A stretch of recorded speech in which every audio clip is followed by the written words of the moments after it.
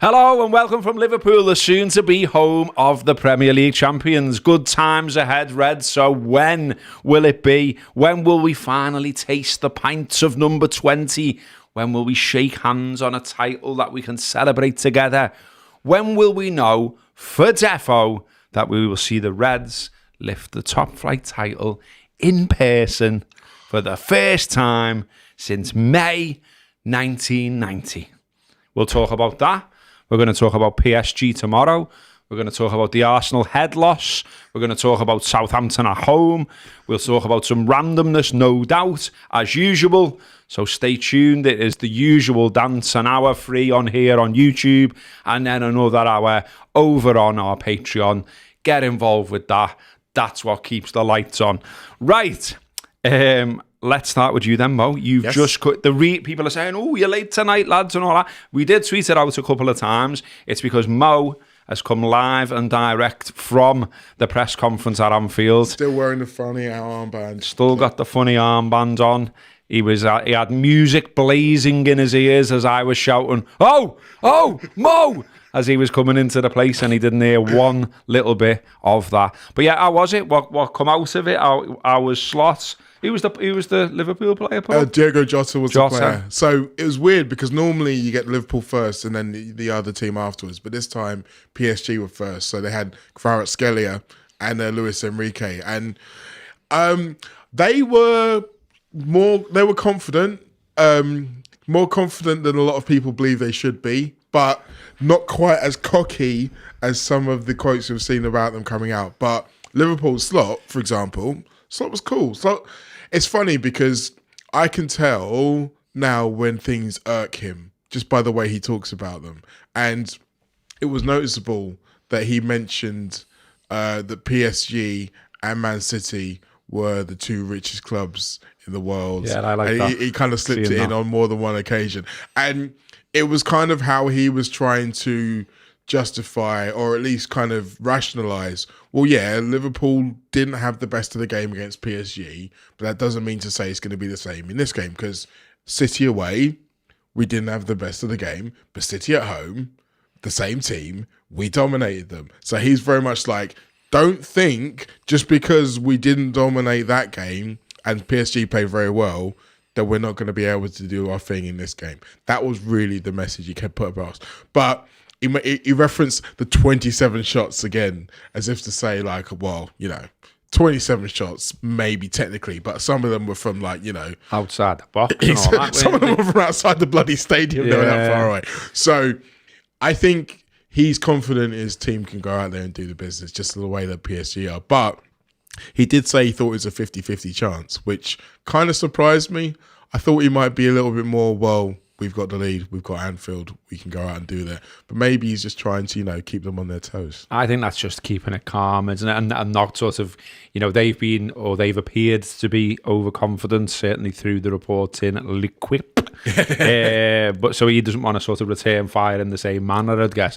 But I've always found it fascinating, all the home advantage thing, and like I've done loads of work on it in the past. Wrote a massive piece once for the Anfield Rap magazine, and got some experts to speak on it and all kinds of stuff. And it depends how interested in all that you are, but it goes back to, psychologists have said it's like sort of defending your home, and sort of naturally your adrenaline will be higher. There's been things as well about just little things, and you see it, don't you, when you go to the ground, like the players will all file out and the tunes being played and they're all waving to the family in the stands and all that, and they know exactly where they are. They know where they're sitting. It feels like home. It feels like it's ours. Yeah. Obviously, you've got the crowd, the noise, and all the stuff that we as fans love. But there's loads of little small bits, I think, that maybe people don't consider.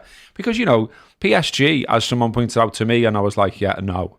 PSG have got a decent enough atmosphere. They've got their ultras and all the rest of it. So, there's a high chance that the reason they got the performance out of themselves at home was helped by the home crowd, and now it's completely flipped on its head, and we're winning 1-0, and we'll see, lads. I mean, what do you think, Mo? Because I thought, you were excellent last week and all your stuff came true that you said. I know, right? It was like, because, I was putting the clips up and I was like, I know that people will fall into the comments on these clips going, it's a Farmers League, it'll be no problem.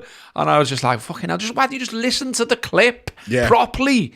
And it was like, and I was dying to go back as well, like after, well, he was right, lad, you or Mo. So anyway, we all saw what we saw with the first leg. Obviously, Alisson had an absolute worldie. They had all the stats favoured them and all that. And then obviously, hilariously, brilliantly, one of those moments you'll never forget type moments. You take off your best goal scorer, you bring on a lad that's hardly had the sniff all season, and he puts it in the back of the net. Yeah. And you even got that right because you said the keeper was shit. I did. I said he had spam hands, and you know what? He proved me absolutely correct. It was mad because not only did I predict some of what happened, and you always get a nice warm feeling when you know that, like, okay, I might be onto something here. But I was watching it with my friend Georgie. I have to give a shout out to her as well, because when Elliott was coming off the bench, her words were, you know what, this has been just a mad enough game that we're probably going to win. Like, it's going to be something mad, like Núñez is going to set up Harvey Elliott for the winner. And I kid you not, 20 seconds later, that exact thing happened, and we were just both sat there like open mouthed to say, what? To get it right. And people talk about Harvey Elliott. I'm going to be talking about Harvey Elliott later this week in an article I'm writing. And we kind of mentioned it last time about how it's difficult for him when you're in that situation where the players in front of you are doing really well, and the suspicion is that maybe the manager doesn't value your qualities as much. And we talked about the fact the last time he had a chance, he didn't really do that well. Well, this time he comes off the bench and he does it perfectly. And say what you like about PSG being tired, what have you, it's a very hard thing to do if you're a substitute and you're coming on with less than 5 minutes to go. First touch. Like, only the second shot we had in the whole game, and he knows. Only one on target. And fair play to Núñez as well. He gave it to him. Exactly how he needed it. And you have to have a heart of stone not to be pleased for Harvey Elliott in that moment. Yeah, absolutely. And he followed it up, didn't he? He was decent when he come on at half time on Saturday as well. And we're going to come on to talk about the Southampton game. But yeah, some stuff here. Robbo came out with a post-match after Southampton, obviously talking about this PSG game. He said, we'll have to play better. We can't rely on Alisson playing the game of his life every game. We have to be front-footed. We have to be better without the ball. And if we do that, hopefully the crowd can be behind us, as we know what they can be like on Champions League nights. There's...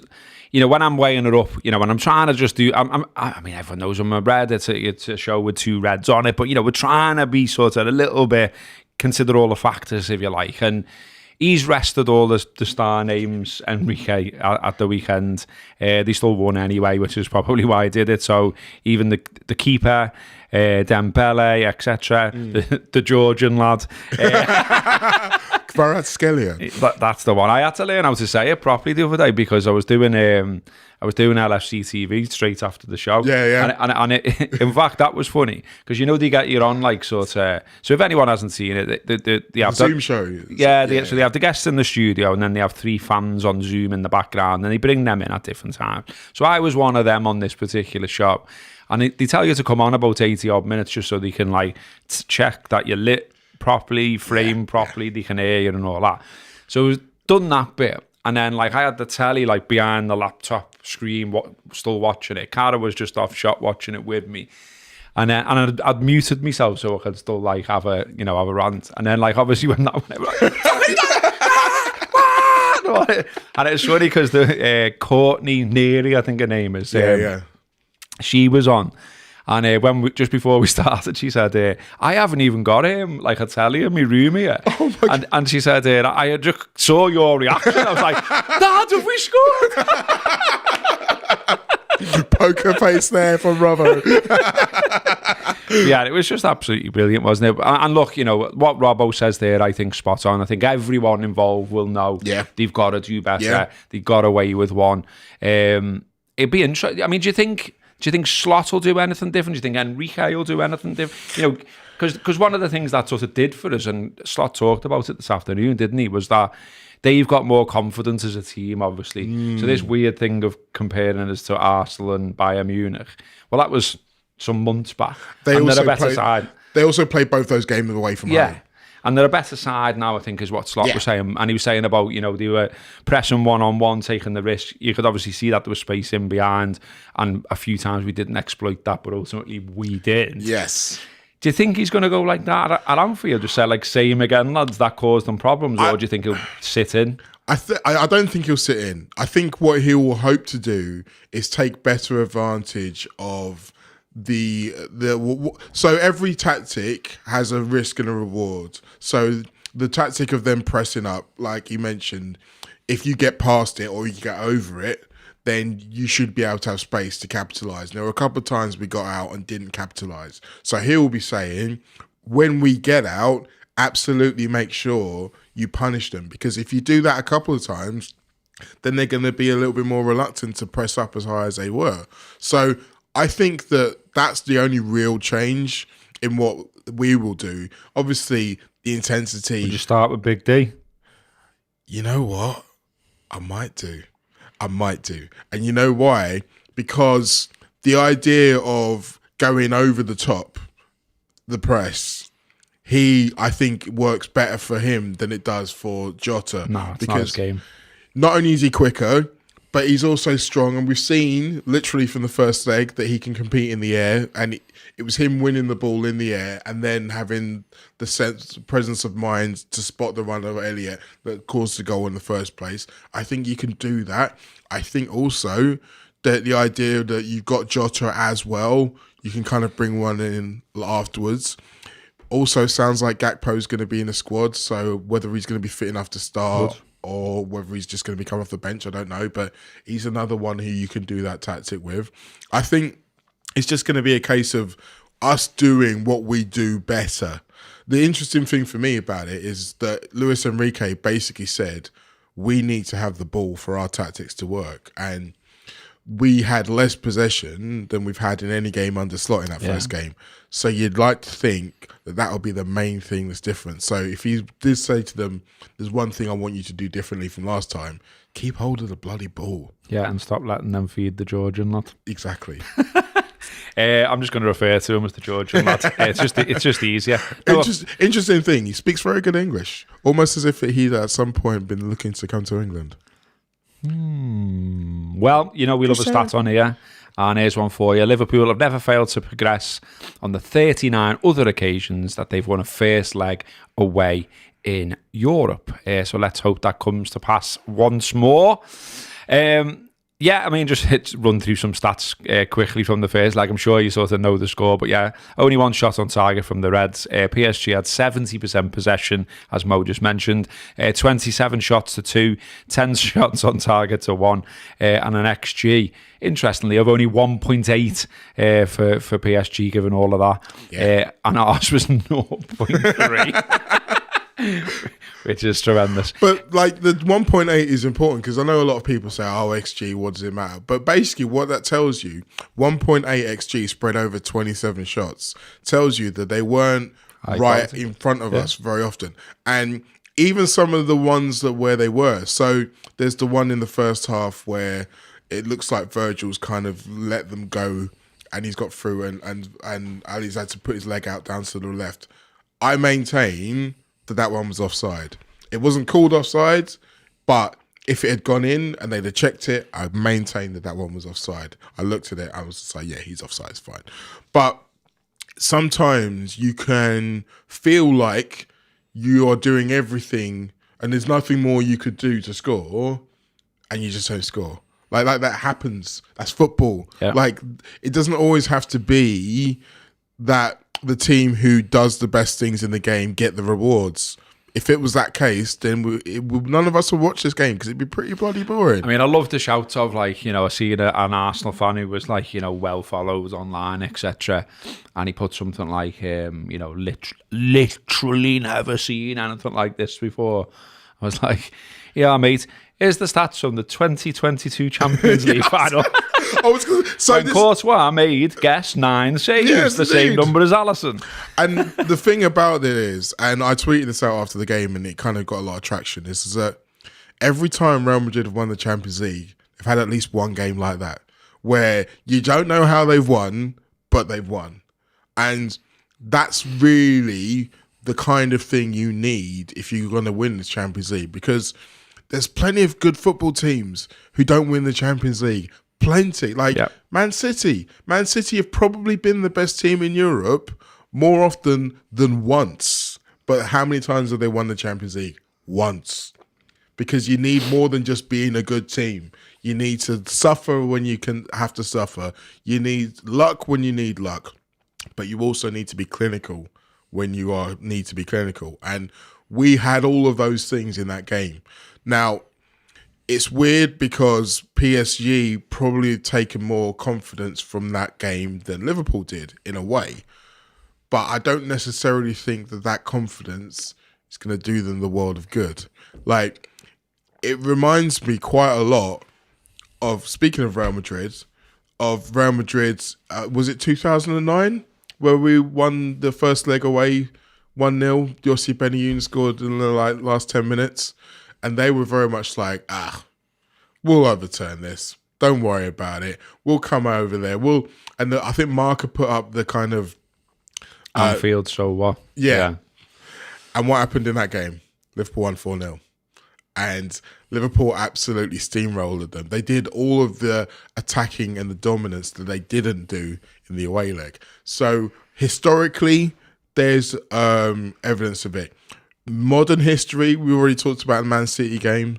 There's evidence of it. So I wouldn't be too overly confident if I was Paris. I would say that, look, the team that we played is going to be a very different team to the one that we play on Tuesday.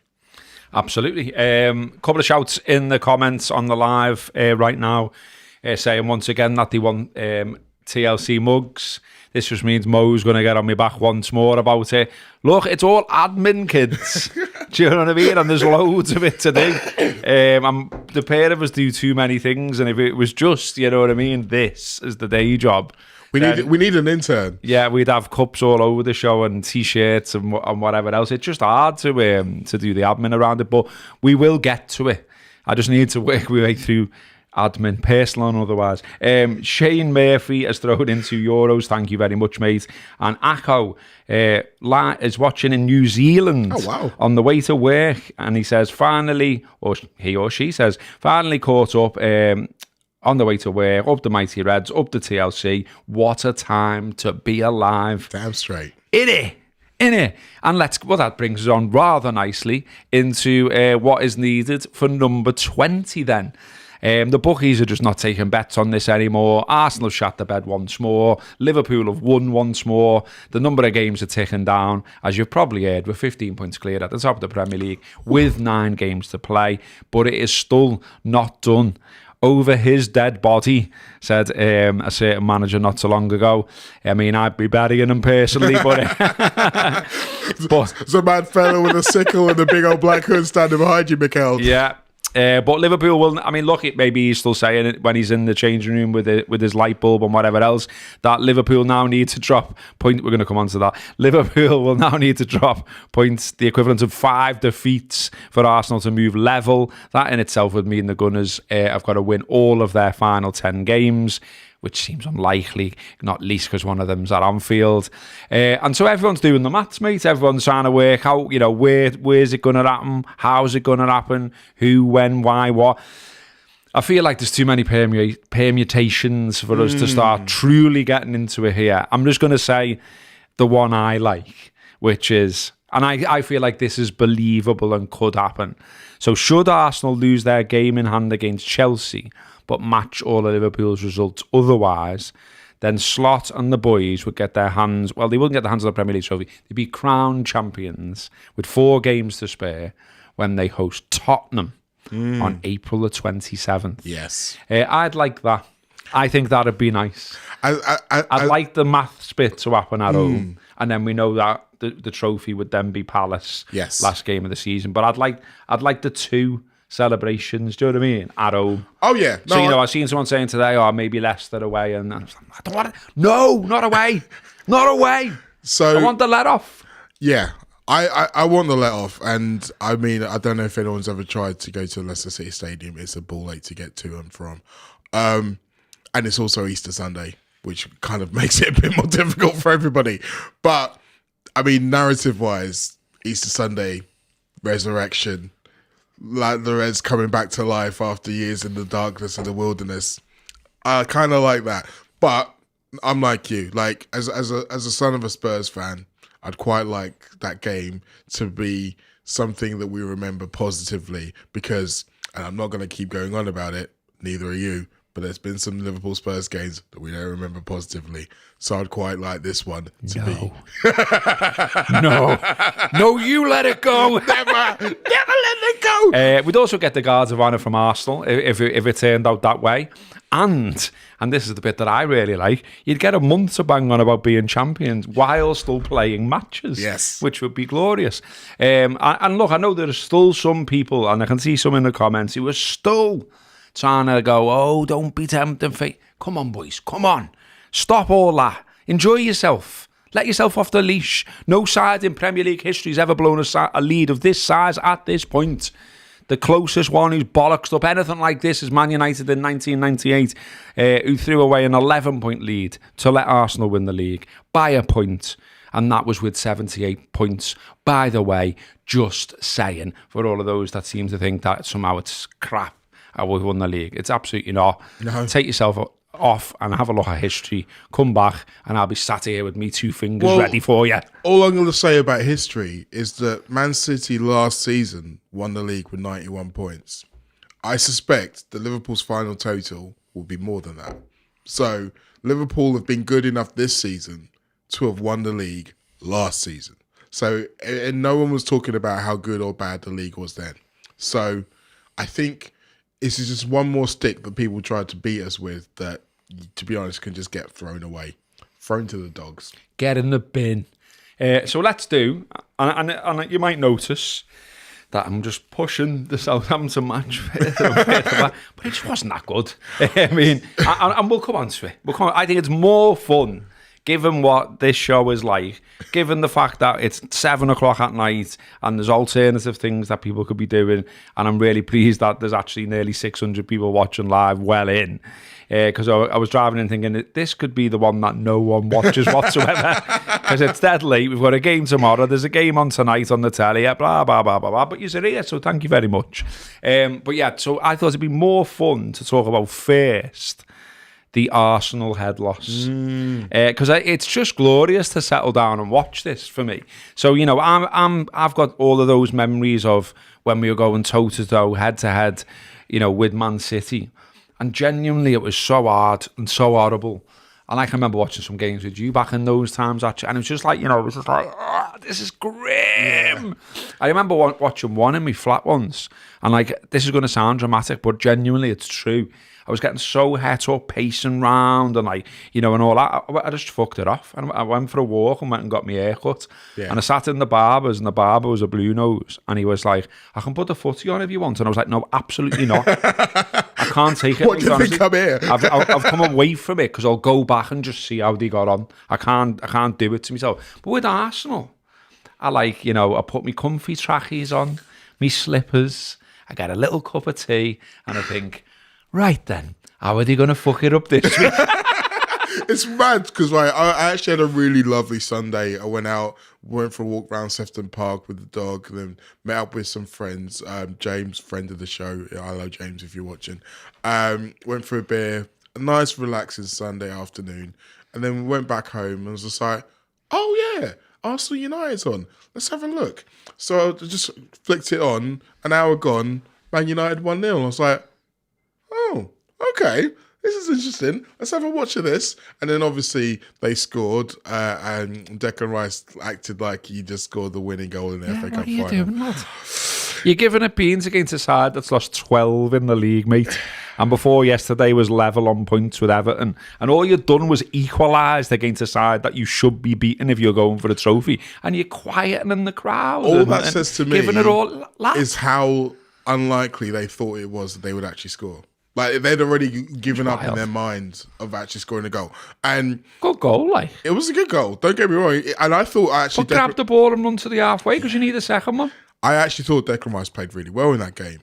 But, yeah, that was what they needed to do. That was the mentality that they needed to play. But the fact that they were like... Not only were they celebrating that goal... But it wasn't like you say, it wasn't like a, right, here we go. Here, we're celebrating because we believe we're going to win. It was like, wow, we scored a goal. Yay! Get on that belter. And then what happened for the next 10 minutes? Who was the more dominant team? It was United. Who had all the chances to score? It was United. Yeah, Arsenal's keeper basically got them a draw, didn't he? It was the man of the match. But yeah, it's mentality, mindset, very different. And people talk about Liverpool and how much they haven't actually won and compared to the way they talk, etc., etc. Liverpool act like a team who win things. And that's not just how they act on the pitch, it's how they speak, how they address themselves, how they approach certain situations. Arsenal don't do that, haven't done that. And I don't think that they are able to do it because there's been so many situations where we're saying the same thing about them, and you just they're not cool. Basically, they don't have the ice in the veins. You know what I mean? They look like they're just like, you know, ridiculously emotionally charged for every situation. And then as soon as, like, you know, you might miss one or two chances, which happens in footy, it's like their heads have gone and the manager's head's gone. And I genuinely think it comes from him because, you know, the amount of times he loses his rag, and he has done yesterday in front of the nation, on the telly, all of that kind of stuff. I just think he needs to calm the fuck down. He does. And like, I think it goes into his team, that mindset. But then you have to remember who he learned from. Pep Guardiola. Yeah. Like, he saw Pep Guardiola being kind of neurotic most of the time and it working. So he's like, well, I can lean into that part.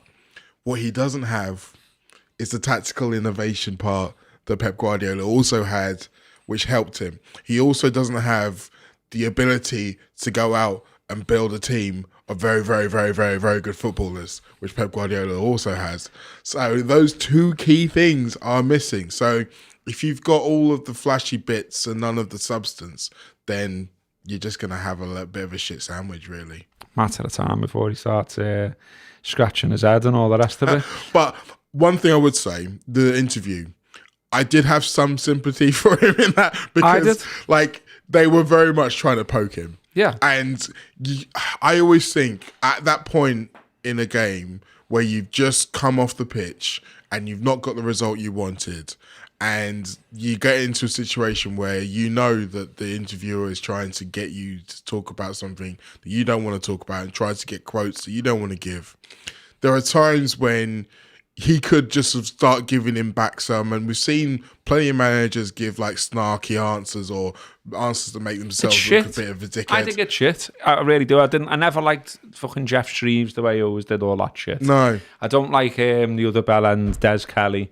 Obviously, Jurgen had it with him. He did not like him. I mean, regardless of Jurgen having it with him, he's a tit anyway who makes shit jokes about Scousers and hubcaps, which, you know, died about 40 years ago, along with Des's Barnett. But the Patrick Davison, I don't like him. Every time I see him interview a manager, I just think, shut up now, mate. Yeah. Like, you know what I mean? Because he just keeps going. And there's loads of it that's like, it feels like it's about him.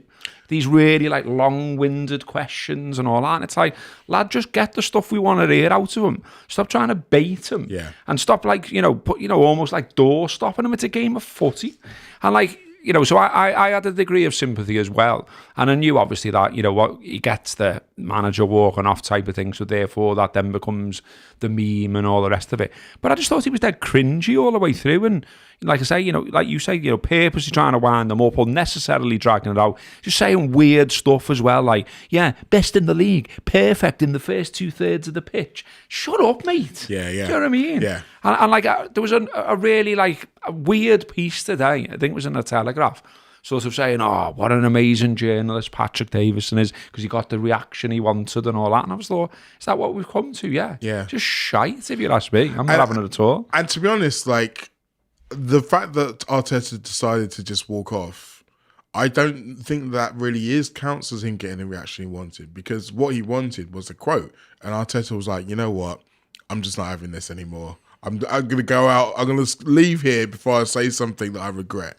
Yeah. And fair play, but you're right. It just seems like that whole part of the dance between media and the managers and coaches, it feels a bit unnecessary. Like, it's almost as if they want him, and this is something else that happens a lot as well when there's two teams in the title race and one of them looks like they're losing. Yeah. They're always asking him to say, is it over? Are you giving up now? Is it over? And they're always going to say the same thing, like, well, it's mathematically possible. They all want a Keegan moment, don't they? Basically. Yeah, exactly. They're all looking for a Keegan moment, and whoever got the Keegan moment, it's out of Keegan, is probably still wined and dined off the back of it. So Davison wants his Keegan moment out of Arteta, and what did he got? He walked off. I mean, all of this said, I do think Arteta's weird, and I'm gonna just sort of go through some of the reasons why. But before that, just wanted to say thanks to Grim Sleeper. Just segue into the comments here and the people who are kindly throwing in little bits of money, because I always like to say thanks, because it's very kind of you. So the Grim Sleeper has thrown a $5 in, thank you, and he's commented with it. He says he's got a couple of questions for Mo. One is, where does he do his writing so we can have a nose at it? Oh, Substack. I am on Substack, mostewart.substack.com, but the Mo is a zero, not an O, sorry. Overly complicated, that. It's not. It sounds more complicated than it is. It's Mo. It's my bloody name. If you Google Mo Stewart and Substack, will it come up? Yeah. There you go. And then is that it? That's where most of my writing is. I'm doing an article for This Is Anfield as well. So there you go. I've got a new column that will be coming out before the end of the week. So thisisanfield.com. If you follow me on social media, which I hope all of you do by now, you'll see all that stuff. I've also got my YouTube channel where I do the press conference review, which I will be recording once I get home from recording this. So keep an eye out for my social media. There will be a video coming out probably around about 11 o'clock this evening, where I'm talking about everything that happened in the press conference, giving my analysis of what was said by Jota, by Slot, what I think it might mean for the game tomorrow. And I do that after every press conference. So if you don't subscribe to my YouTube channel, what the hell are you doing?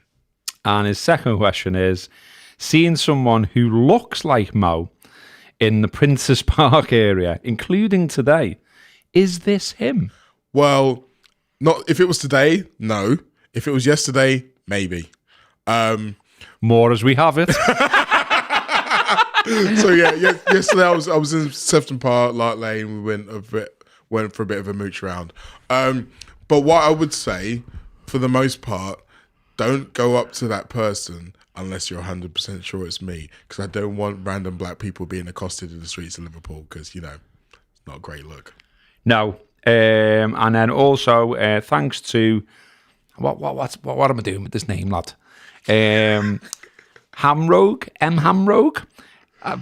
Anyway, you know who you are. €5.99 says, love the show, lads. Up the mighty Reds. Thanks very much. Okay, back to Arteta being a weirdo then. So I just wanted to come, so I'm saying, my point was earlier about them being ridiculously emotionally charged, and about maybe some of this ridiculousness of the way they are in games seems to affect Rice a lot. Like, he never used to be like this. No. And he's doing that stuff at Old Trafford. There was a game, I think it was Newcastle, where he just seemed to randomly start losing his head, and it was like, lad, you never used to be like this. No. Where's this coming from? So I'm throwing it out there that I think some of this is coming from Arteta. And the reason being is he does mad stuff because he's a bit mad. So I just wanted to review the fact that he hired pickpockets to steal from his players during a team dinner. And the idea was to teach Saka and the rest of them to be alert at all times. Now, I'm not being funny. It's a good job that you didn't have lads from certain parts of the world. I was going to say. In your team. Because, I was going to say Scousers, but, I think, anyone from the north, basically, I'd be like, the fuck? Imagine you clock the fella doing I was going to say that. Just like, Arteta, wait. And you just stay going, well, what on earth are you doing? And it was at a dinner as well. So, the lad could have ended up with a fork in his head. Do you know what I mean? What are you doing, lad? Gives me wallet back. It's just wild. Like you have to be in a situation where you understand your manager and you think, well, this is just him being him, and you can cringy though, isn't it? It is super cringy, and I just don't think. I think there's a better way of giving that same lesson without necessarily hiring someone to pick. And what I want to know is, did this pickpocket fella do anything to Arteta? Because that would have been the ultimate, wouldn't it? Like if the only person who knew it was happening was also pickpocketed. Because like, if he's there trying to say, "Oh guys, you've got to be diligent at all times, you've got to be ready for whatever happens," well, you weren't ready, and you knew about it.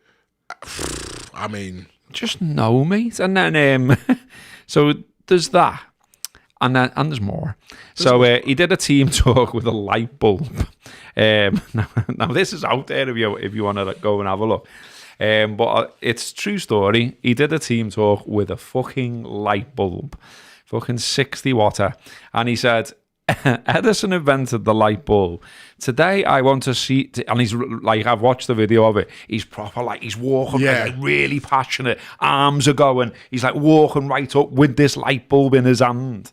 And you can, and not being funny, some of the players' faces look like they're about to buzz off him, as you would be. Like, what are you doing here, Brent? You know what I mean?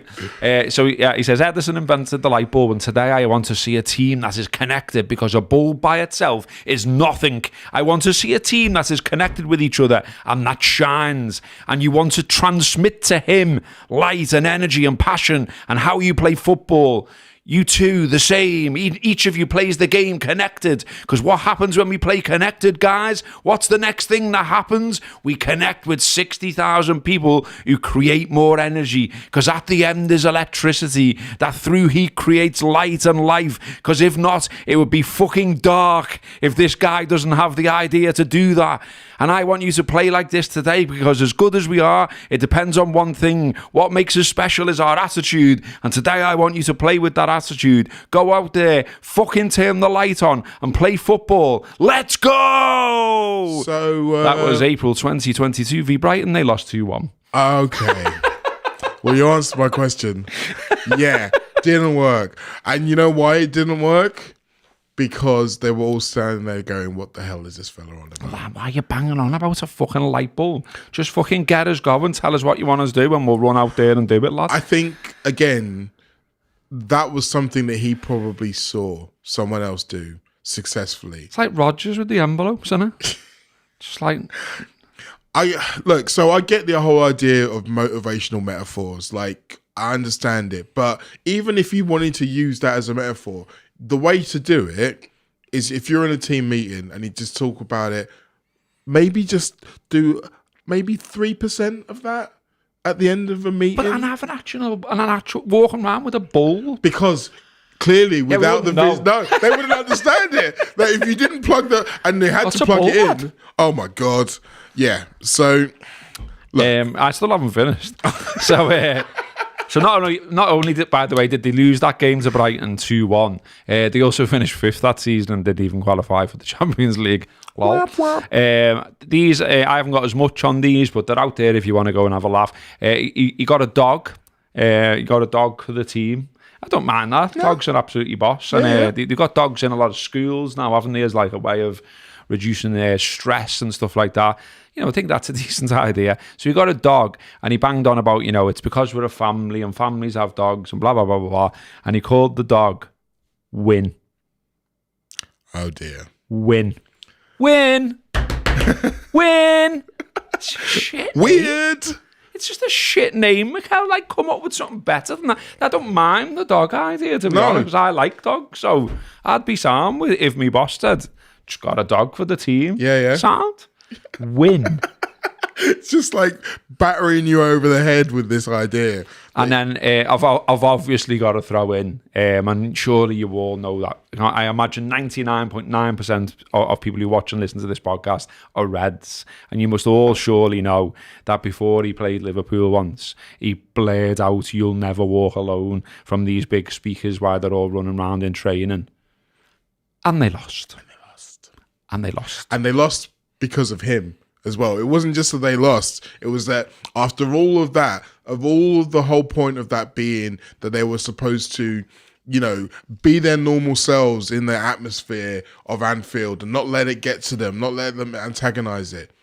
He himself got antagonized, and that triggered the crowd, and that helped Liverpool win the football game. So he basically fell foul of the lesson that he was trying to impart to his team because he was too emotional. Now, if that isn't just the biggest own goal, and again, that's the kind of thing where if you're a player and your manager's just like, you can't even do this. You're telling us to do this. You can't even do it yourself.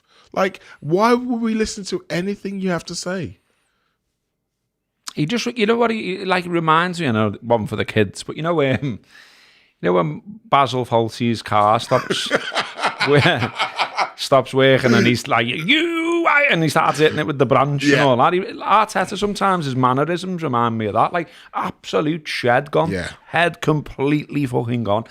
Also, a shout out to Phil Blundell, who made me laugh over the weekend with one of his tweets. He isn't the only one to point out this particular thing, but it was just the way he put it, and I thought that works nicely. I'm going to read that out. So Phil said, I would also be suing Everton if I was Arsenal. Since they put Arteta on the front page of the programme for the derby, they've got 5 points in 4 games. Once Everton has touched you and all that. Someone else who should remain nameless, who works for Liverpool Football Club, just sent me a WhatsApp just of that cover. just that. No words needed. You know what I mean? So yeah, well, thanks for that, Everton. Really good. Also, just as well for all this shit about there's like this endless tittle tattle bollocks about Liverpool not being that good somehow, Arsenal being somehow it's their fault that they've blown it after 2 years of winning second. Well, probably something Arteta would say that, isn't it? I've done too much Arteta in one show. I've turned into. Oh my God. At least we've got light bulbs. But yeah, I just wanted to do this because this is I like soccer base, mate. Like I use it, for stats and whatever, facts and all that. And I like that. It's dead easy to just look dead quick percentages of what you're doing in a season. And so I just was looking today, prepping for the show, and I thought, look at this. All comps, Liverpool have won 76% of matches this season. And let's remember that includes a mad shadow side losing the dead rubber at PSV, a first leg defeat at Spurs in the League Cup, which we then went on to win the tie, and the Plymouth defeat in the FA Cup, where Slot again played a shadow side. So 76% minus those, but including those, do you know what I mean? So it'd be even better if we took them out, is what I'm saying. Arsenal have won 58% of all their matches this season. And we've obviously got a well better goal difference too. So in the league, we scored 69. We've conceded 42. And sorry, we've conceded 27 and got a goal difference of 42. Arsenal have scored 52. They've conceded 24 and they've got a goal difference of 28. All in all, that's worth another point in it, basically. Easily. In the grand scheme. Yet another reason why they're not going to win the league. And we are. But again, that just, read that doesn't sound undeserving, does it? And also, I seen Keane, as ever, going he 10 draws. 10 draws. He's right, though. He's right. I think the thing about it as well is that those draws, and again, this is another one for Evertonians, is that a lot of the time, if you are so concentrating on stopping your opponents, then you aren't imposing yourself on a game. So sometimes you'll be like, okay, well, we've stopped them from scoring. But in doing that, we have kind of harmed our own chance of scoring. So it's all well and good being good defensively. And technically, they are still the team who've conceded the least goals in the league this season. But how many times have they not won a game when they've kept a clean sheet? I can think of at least 3. How many times have Liverpool not won a game when they've kept a clean sheet? 0. Every single time Liverpool have kept a clean sheet, they've won the game. You know why? Because they can score goals as well as defend. And being good at attacking and defending is what you need to be a team that wins trophies. Yes, indeed. Now, people over the years have said, Robbo, you should just ignore it. You should step away from social media. People are still saying it, even though they know it's people never are still happen. saying it, and it's just not going to happen while I'm doing all this kind of gear. It's something to keep an eye on. It makes for content. Some people say they can't be asked listening to me talking about it another time and all that kind of stuff. It is what it is. It just is. And there's a fella on there who's been on there for a long time, a blue nose, Jim Keegan. Written a lot of books about Everton. Big Blue, lives in Brighton. And he tweets a lot about Liverpool. And I don't even follow him, and it ends up on my timeline. If I don't see it in For You, the rage bait section, I will see it because multiple Reds will be replying to him, and it comes up that way around. Jim, by the way, wrote a football book once called Punk Football, and got in touch with the Anfield Rap and asked if we could do a piece on it, like maybe plug it, mention, he even let us run something from the book on the website. So no problem, Jim. Anyway, Jim was tweeting at the weekend, and he says, he went multiple on this because he got a bit of traction, so he was trying to get a bit more. He says, Liverpool now are more pens this season than Everton have had in the last 3 seasons combined.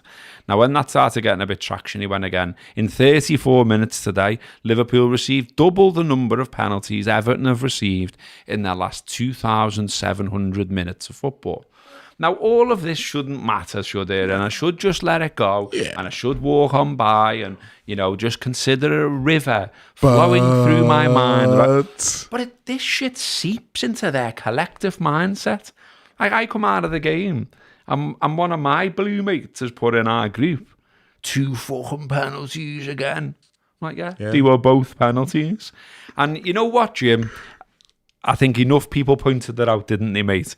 If you spend a lot of time in an area and you've got lots of good attacking players, you're going to get penalties. Yes. If you sit in protecting your own box and hardly ever go to the other end of the pitch, you get less. It's really that simple. And that's also kind of not really understanding everybody else. So the idea that, Liverpool have got so many more penalties than Everton, is that because Liverpool have got more than they deserve, or is it because Everton have got less than they deserve? Because he doesn't mention that. And I think you could actually say, you know what? Everton probably should have had more. They've maybe been denied a few. I'll be big enough to say that. What that doesn't change is the fact that Liverpool are able to get penalties because Liverpool are testing defenders all the time in the box. So if you look at the move before the first penalty, before it even gets to the point where Núñez gets fouled, you've got Diaz running at a guy, changing direction in the box, drawing him into making a tackle. Something he'd clearly been told to do by the manager. Exactly. But, I mean, the thing about it is that the other penalty, I must admit, I did have a bit of a chuckle when that happened, because you watch it back and you just think, what is he doing? He's just literally elbow. Yeah. It's almost like a nervous tick. And then you realise, the same player did the same thing in the first game between Liverpool and Southampton at St Mary's. Same player gives away a handball where he doesn't really need to handball it, where he just randomly starts touching it. And those are the kind of things where if you're an opposition fan, you're like, why has you done that? I can't believe Liverpool are so lucky. It's not like we told him to do it. There's no kind of hypnotism or mind control saying, you must handball it right now. It's just weird bullshit conspiracy all the time. And it's there isn't one. We get penalties because we're in the box loads and we've got good players. That's it. And just one more thing from Jim. Back in the day, myself and other people there who people may know, I won't throw them under the bus, other Reds, let's just say that, used to, we'd go in and we'd argue a bit more with Jim and all of that kind of stuff. We'd react to more of the bait. And Jim wrote a piece once, and other people remind him of this, which always makes me laugh. And there it was in the comments. So he wrote once about that, how it was time maybe to consciously uncouple from hating Liverpool and maybe just crack on with sort of supporting Everton. Now, how's that going, Jim? I mean, the fact that he wrote an article about it as if it's a thought that had never occurred to them before, I think is hilarious to begin with. I'll read you an extract. So he's talking about Liverpool here and you know, what a lot of their fans think of us. And he says, the ways in which Blues deal with this are varied. Some try to blank them, the head in the sand approach. If you can't see them, they're not real. Like the boogeyman. Others go for the tourist club sleight of hand. Oh, yeah. The anti-people's club. If they lack authenticity, the Gambit claims, then their dominance is diminished. And then there's the acting like you don't really care, a sort of conscious uncoupling, an attempt to stop seeing them as different to any other club. Does any of it really work? Not as much as you'd hope. You can never really suppress that sense of visceral loathing Liverpool conjure up, no matter how hard you try. They are the yin to our yang, an elemental part of what it means to be an Evertonian, an experience that is as much about dark as it is about light. Wow. Are you okay, hon? Where on the doll did Liverpool hurt you? Oh my goodness me! Like the whole idea of the us being the yin to their yang is actually kind of depressing when you think about it. Like they feel like they literally can't exist without us. We don't feel that way. No, they are very much a part of our existence for 2 games a season, and for the rest of the time, we're concerned about the Liverpool Football Club. And well, I like that there's a rivalry, and I'm sound with it, but you know what I mean? And obviously, I've said me a bit about them over the years, and I am right now again, but fucking hell, lads. Anyway, Liverpool 3, Southampton 1. yes. We've got about 10 minutes, if that, to talk about the game. We'll probably do it in that time, I imagine. So, first half, we started all right. Jones had a chance almost straight away. Then it descended into a nothingness, a dirge, a big load of not much. And then we gave a terrible goal away. You know what? And it's just something that I almost asked Slot about today, but I thought I'd ask him a better question, also a more relevant question.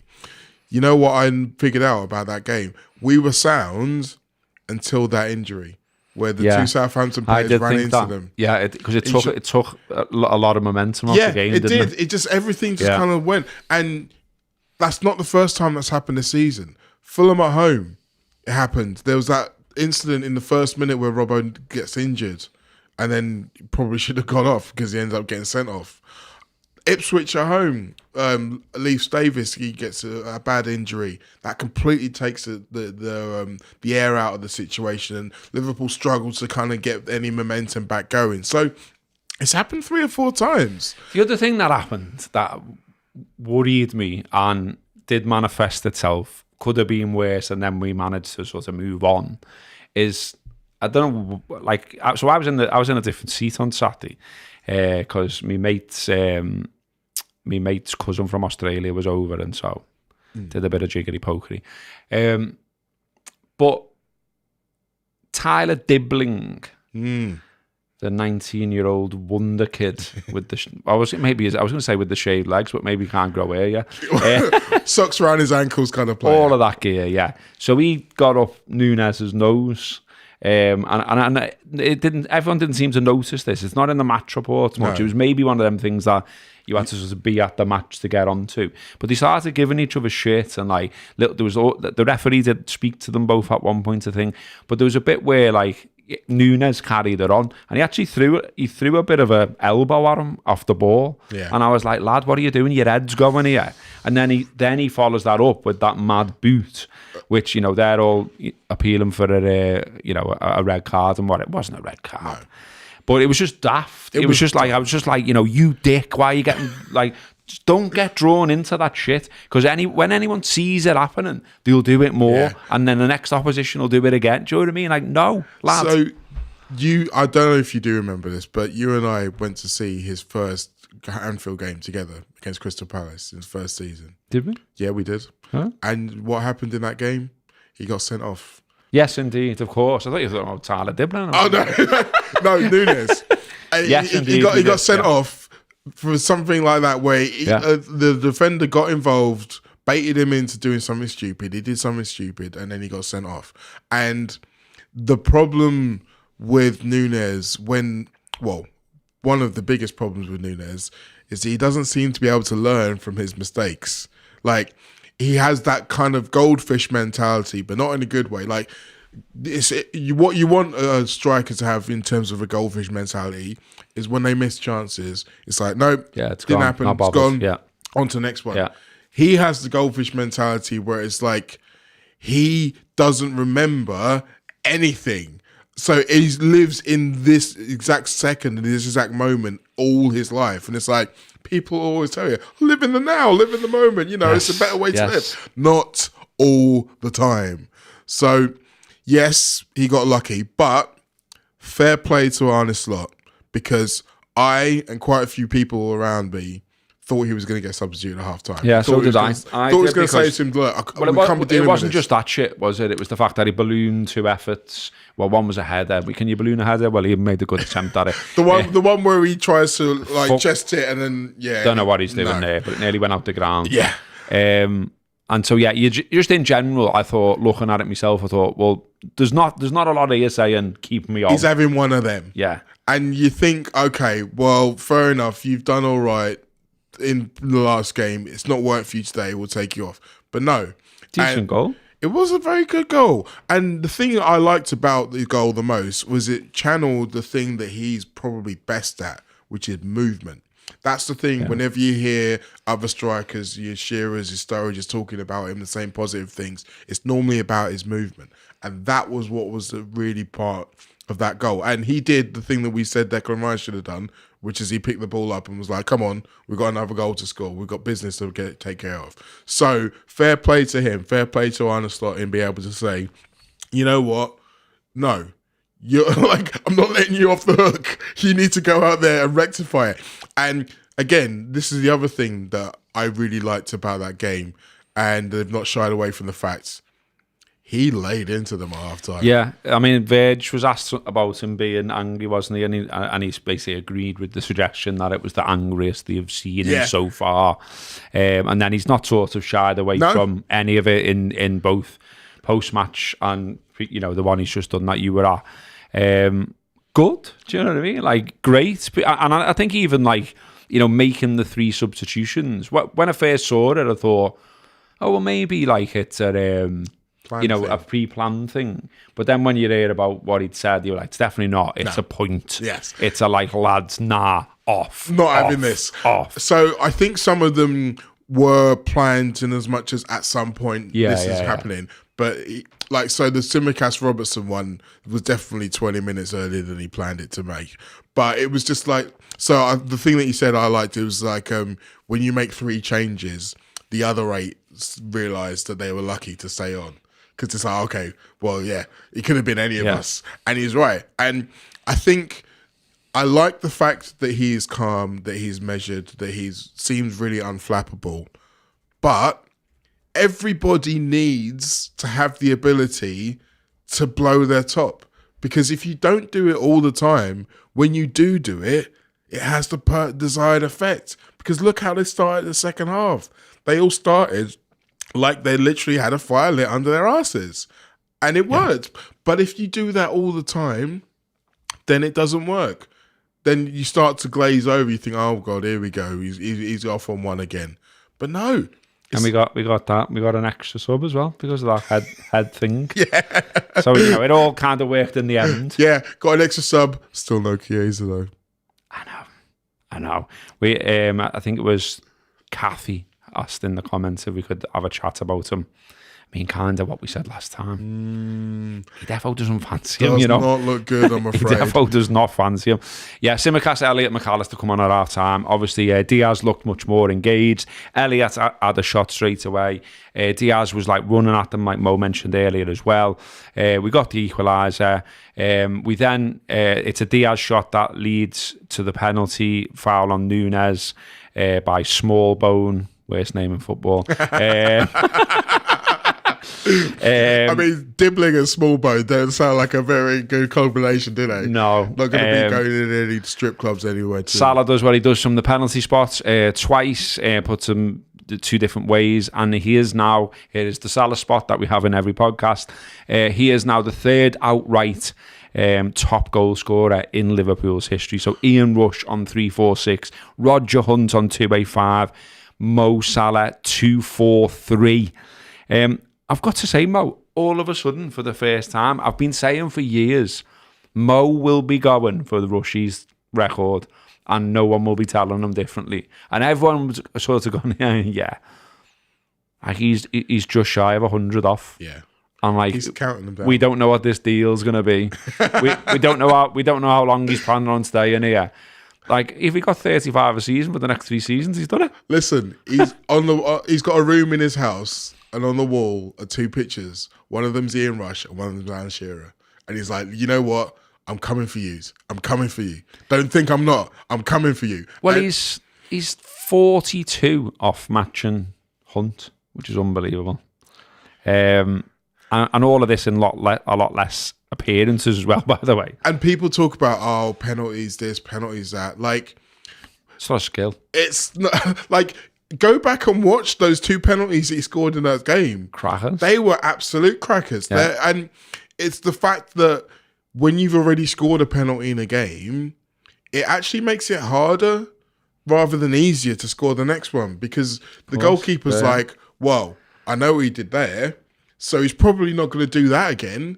So then you take that off the board. Is he the captain for them? Oh, Ramsdale. I think so. Bednarek would have been the captain, and he came off with a head injury. Because he kept fucking walking out. He was doing me head in. Yeah. You know when you get wound up about this insight into my mind. About nothing. No. Well, what do you get back and you go, you? There was a lot of that going on. But I think there are a lot of keepers who they try that though, don't they? They try to kind of put the mind games on people, and it's like, really, you're trying to put mind games on Mo Salah at this stage? It just feels a little bit kind of unnecessary. Like, Don't think he's bothered. No, he's not bothered at all by any of your mind games. But I do think that the way that we kind of played in that second half, it was great, because all the talk before the game was about, we've got to make this a final, we've got to make it up for it. And there was the thing in the back of your mind where you're thinking, is this going to be a game where we struggle to get up for it? And it's all a bit meh.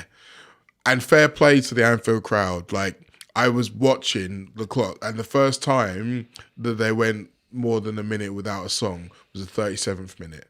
And so the crowd were very much like, I thought it was all right. We're into this. We heard what you said, Arnie, and we're going to go on. And at 3 o'clock against Southampton is not traditionally one that's going to be raucous, you know what I mean? Which is probably why, you're getting those lines from the manager beforehand and all the rest of it.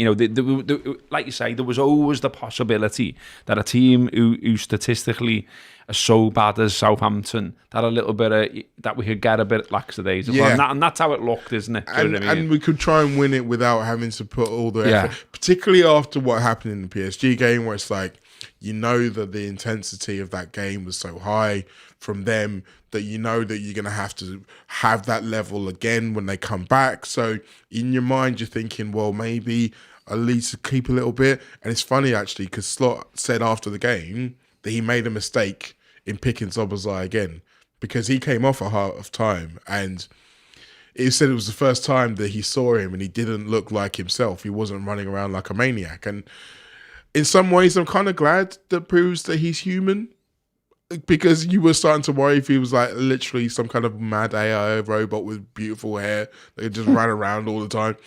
But again, it does go to show that maybe now he's going to start to think, well, I can trust these fellas.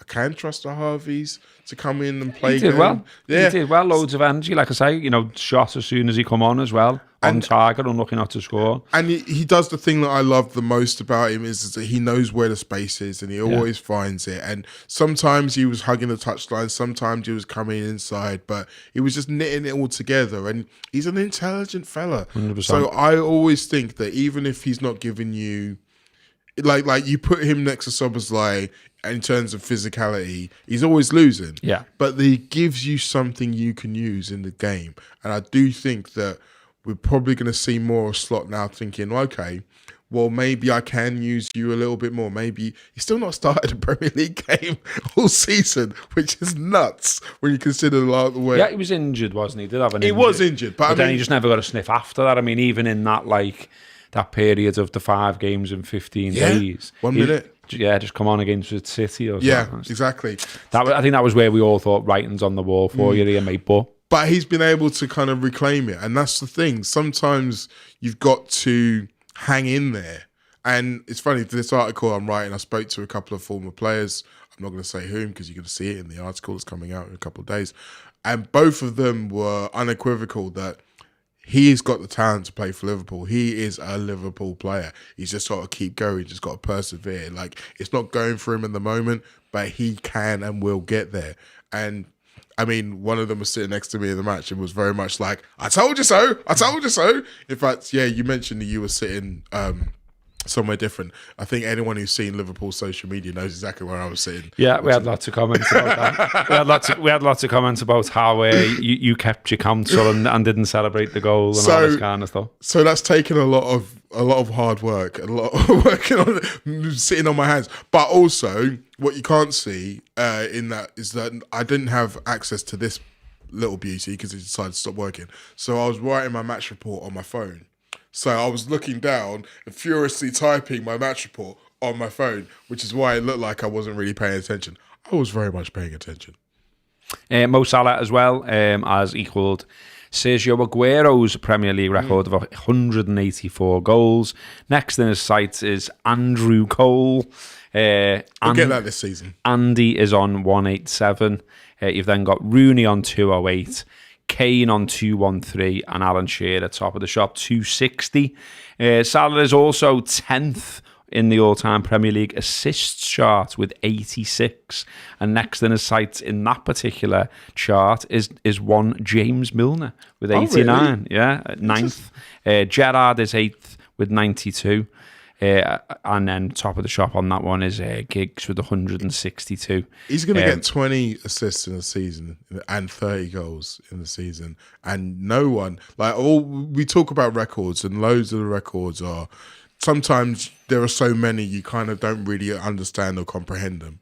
But 30 goals and 20 assists in one Premier League season is ridiculous. And I don't think anybody else is ever going to get near that, because there's only been, one player who's ever done 20 assists in a season. I think it's Thierry Henry has that record. But he didn't go 30 goals in that season as well. Those marks are ridiculous. And I just don't think that anybody's going to get near it. Maybe not even him. And just to finish on Southampton, Southampton's XG was 0.31. We just gave them a goal, lads. So the goal annoyed me. It annoyed everyone. I think it's funny because I've seen some people say, it should have been a foul on Alisson. No, it was not a foul on Alisson. Small bone should never have found that penetration. You did it. You did it. Get it! It was almost worth the goal just for that. Oh, Jesus. Right, we're going. That's enough. That's enough for free shows. We're going over onto Patreon now. So please do come and join us in about 10 minutes or so. We'll do an hour over there like we do every week. You can get a free trial to see if you like it. You can access all the old shows when you have the free trial too, and see what we've been talking about for 97 times, I think it is, that we've done a subscriber show. And then if you do like it, stay with us. You can pay £4 a month. You get an extra show each week. And like I said at the start of the show, helps us to keep the lights on. This time around, we're going to talk about the cup final. which is on Sunday against Newcastle United, of course. We're going to talk about the rest of the season as we know it so far. Talk about the Champions League knockout stages, the international break, the schedule, all of that kind of stuff. And then I've got a list of random topics, and who knows how many of them we get through, or indeed whether we even reach them. If you want to find out, well, you'll have to come over to Patreon and find out. But nice one. Thanks very much for all of those who joined us on the live chat. You've made it feel worthwhile after all, because I was a bit worried that this might get lost in the ether. Thankfully it hasn't. So yeah, we'll see you again next week, and it might not be Mo next week.